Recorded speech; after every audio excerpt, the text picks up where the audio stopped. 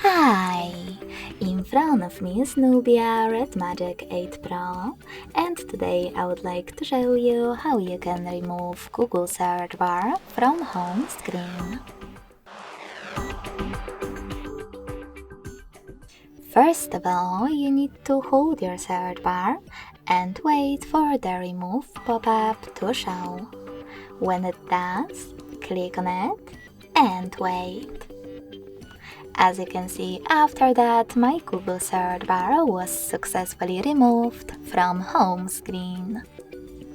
Thanks so much for watching. If you enjoyed this video, don't forget to leave a like, comment, and subscribe. Bye!